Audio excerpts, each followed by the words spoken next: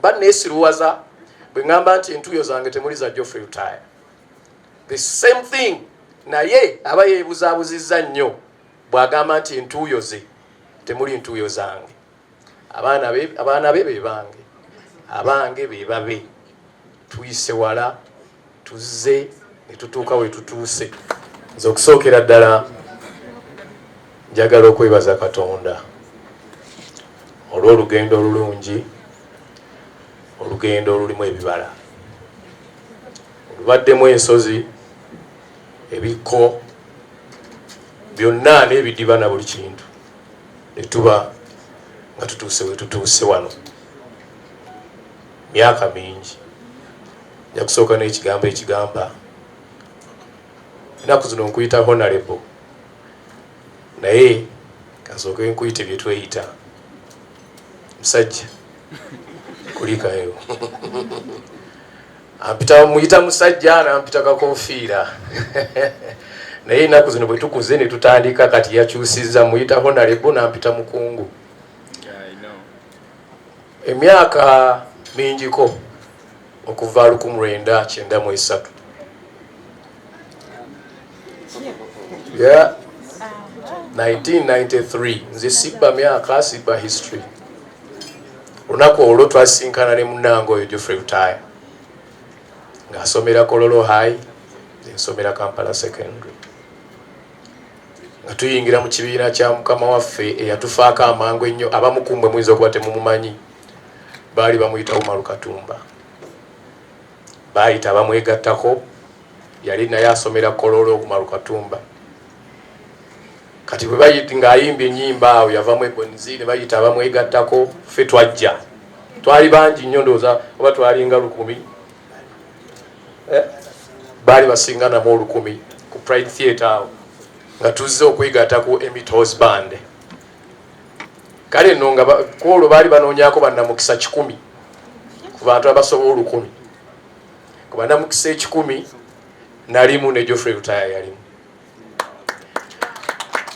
Twali bwana buto ddala nga tukyali 14. Awe ngambira nti nalina emyaka 16. That was the day. Ne tuyitamu naye ate ng'ekyewuunyisa ate ng'era mukama waffe ekyo 10 si kyayagala.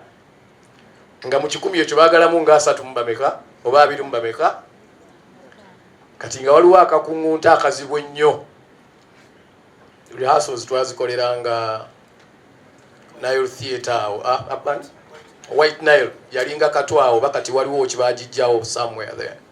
Nga maaso ga Musa Bode, abamanyi Musa Bode nga wetubeera wetukolera rehearsals.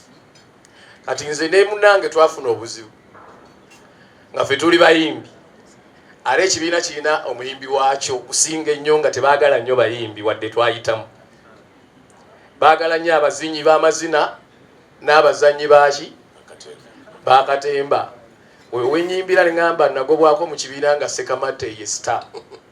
Sekamate yali muzinyi nnyo w'amazina ate nga muzannyi nnyo waaki, yali atusinga nnyo omugaso then nnyo mu butuufu nga twasobola kuyimirira waali era nga bwajjaffe betwegomba ffe betwajjanga nga tubeera eri emabega eri. Kati bano nga bebabeera okumpimpi wano.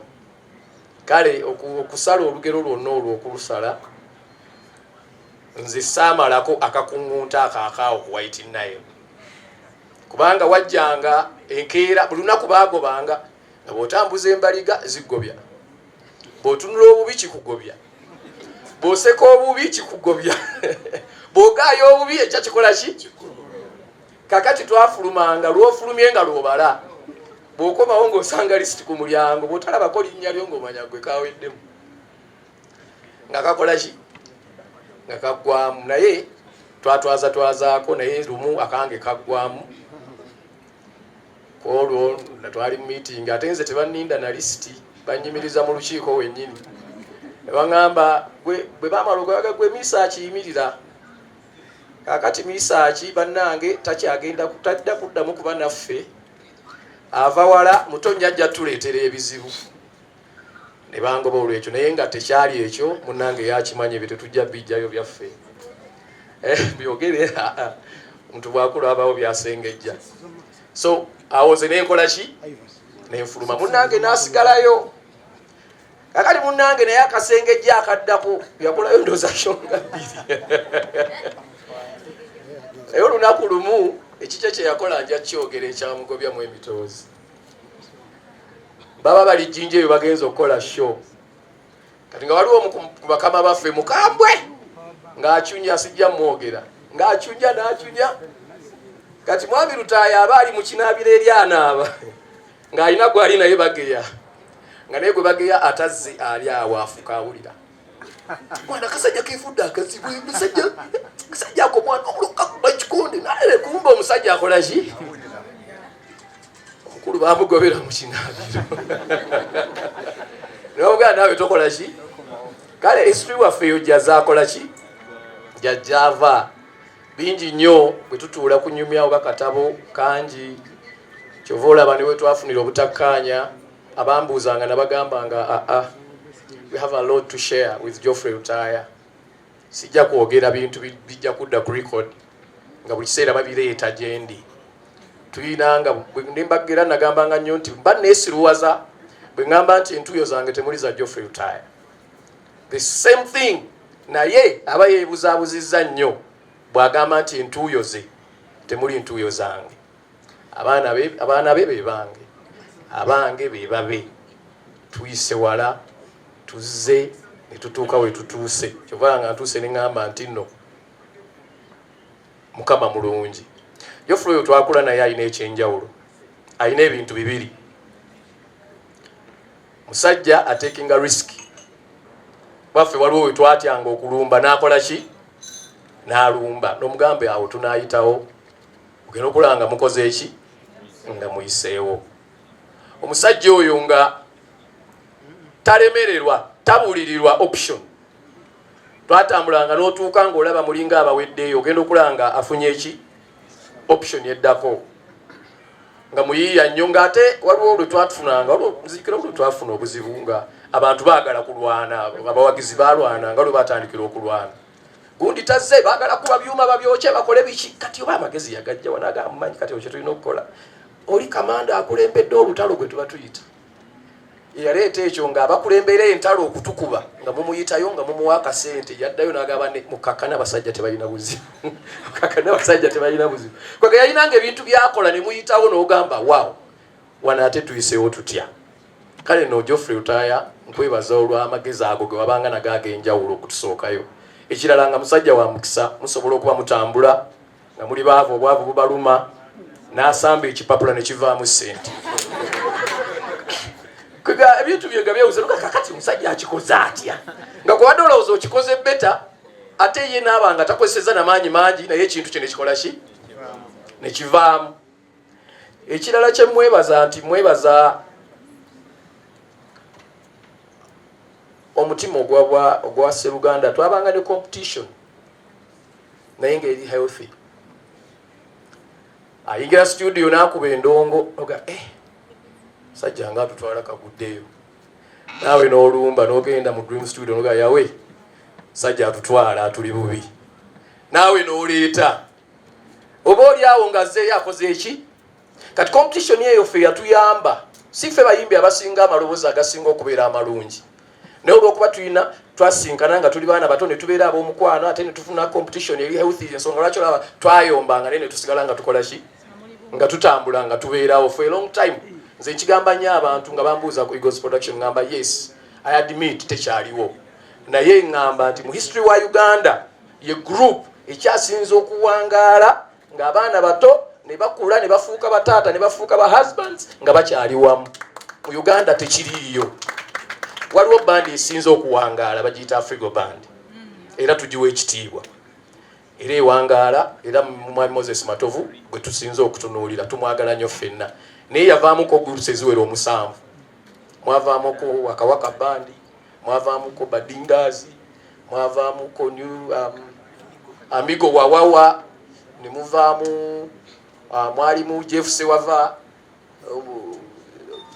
Senkebitone Senkebejje bakalanzi bonna nga buli omu akola ki kati awo Eagles Production weerira kali nti ate baamalanga bonna nga ataliimu yafa bufi munnaffe Fred Maiso awo mulemirembe So ebyafaayo bya Uganda biri kyogera abaana batandika nga bato ne bakula ne bakaddiwa nga bali wamu weewaawo twayawukana mu mirimu olw'okuba ebyetaago byakyuka nze nkigamba nnyo abantu mujja kunsonyiwa okulwawo show ya Geoffrey Rutaya kale ate Geoffrey Rutaya bwe soogera oba ondyaza amaanya so n'olwekyo bw'otunuulira omukululo gwaffe gye guvudde ne we tutuuse kino Geoffrey Rutaya kikugwana weebale kuddamu mulanga gwange we nali ku Serena nayogera ne ŋŋamba tukisobola era nakoowola linnya lyo kuba okuva nga tuli bato kye wasobolanga nakisobolanga kye nasobolanga wakisobolanga era bwe bambuuza nti ani asobola okuddamu okukola ekintu kino nasooka linnyayo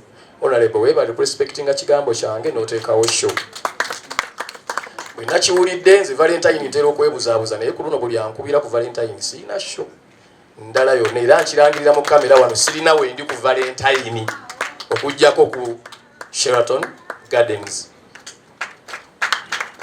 ne Sheri London yali ya Valentine nga 14 Richmond ne mugamba sijja kusobola nina okubeerawo ku show ya Rutaya ne bwe naatuula butuuzi sijja kusobola ne balyoka bajongerayo nga 22 so n'olwekyo mbasaba mwenna abawagizi aba music wa phone mujje with Geoffrey Rutaya you won't be disappointed I'm very sure amanyi asobola bulungi nnyo tewali kye mugenda kufuna mu kizibu kanjira nkomaawo kubanga ebyaffe tebiggwa malojja naye nkwagaliza shennungi Honorable Geoffrey Rutaya mukama atuwa olunaku olulungi olutaliimu nkuba atuwa ebyo byonna bye twagala bye tuyayanira ku mitima wadde tetusobodde kubyogera ku lunaku olwo amen. Poloti zino zitundibwa za byapa tuli wano Nsangi ekyalo bakiyita Manja wotera ku Hana International poloti we ziri Wakalu ebyapa weebiri ku mmeeza byapa bisatu nga woobiraba waliwo n'ekyapa ekyokuna side wali eri naye nga poloti zonna zeegasse mu kifo kyekimu osobola okutwalako emu osobola okutwala essatu osobola okutwala ebbiri kisinziira ssente zo. Bannayuganda nyongera obbakubiriza n'okubagamba nti okuzimba si kuzibu kasita oba ng'olina poloti yo nga weeri ate noweesiga abantu abamanyi ekyokukola kugeza ngaffe abaleko construction company okuzimba kuba kugenda kwanguyira. Tulina abakugu bonna abakubi ba pulaani abakubi ba structural drawings electrical mechanical ebya welding painting n'ennyumba tugenda gijjako engalo ng'efaanana nga bwe twagikuba mu pulaani. Peter Ali Moses, marketing manager wa Tete Business Solutions. We deal in printing, branding, and general supplies. Tukola signages, tukola corporate wear uniforms, n'ebintu bingi. Bino byonna bye mulaba mu dduuka. Zino samples. Buli kyolaba kyonna tulina stores. Tukola bintu bingi. N'abasinga bamanyi tukola printing and branding only. Naye tukola bingi, tulina departments ezirimu civil engineering, ezirimu installations, mechanical installations, n'ebirala. Tuli located at Lighthouse Arcade behind Charm Towers. C12. Era bw'otuuka ku C12, obupande waffe bwonna oba obulaba.